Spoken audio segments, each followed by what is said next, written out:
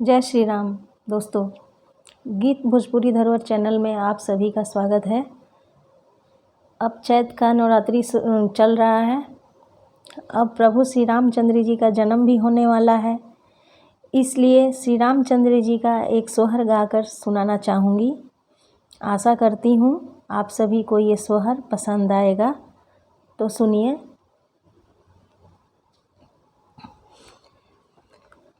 अयोध्या में राम जी जन्म ले हो रामा, चैत के महीनावा।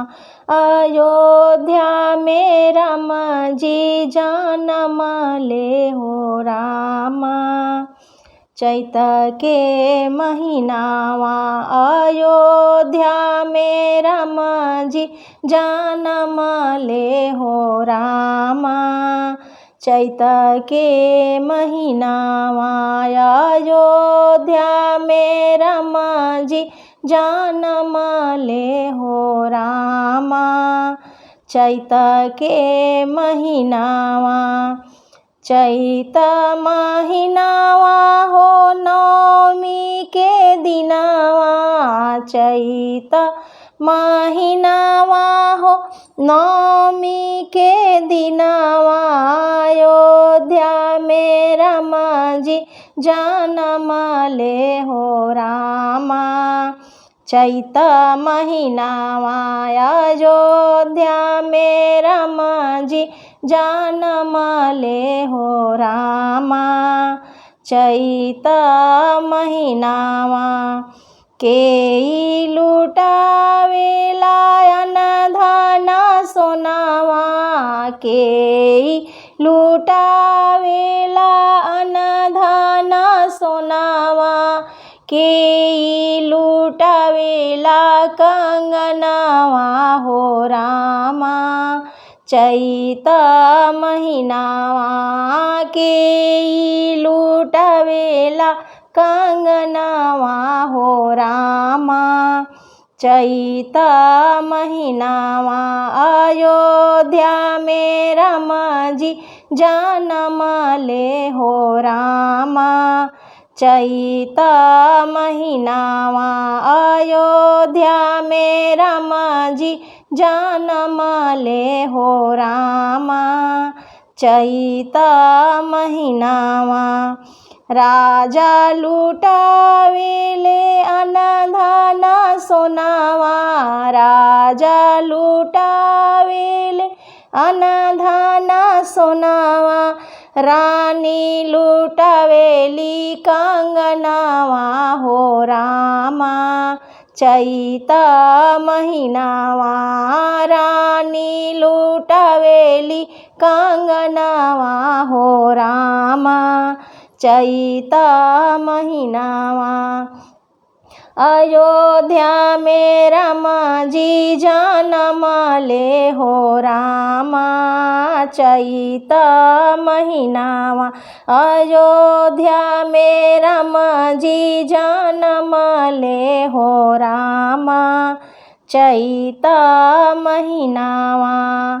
अंगना में बाजेला अनधा बधैया, अंगना में बाजेला अनधा बधैया। भीतरी बाजेला झन झन थरिया हो रामा, चैत महीनावा। भीतरी बाजेला झन झन थरिया हो रामा, चैत महीनावा। दुआरा पर बाजेला बजनवा हो रामा, चैत महीनावा। दुआरा पर बाजेला बजनवा हो रामा, चैत महीनावा। अयोध्या में राम जी जन्म ले हो रामा, चैत महीनावा। अयोध्या नगरिया सोहर गावे, नर नारी मिली संग मंगल गावे। अयोध्या नगरिया सोहर गावे नर नारी मिली संग मंगल गावे देव बरसावेले सुमनवा हो रामा चैता महीनावा देव बरसावेले सुमनवा हो रामा चैता महीनावा देखी के समय शुभ बिहसेली धरती देखी के समय शुभ बिहसेली धरती देखी के समय शुभ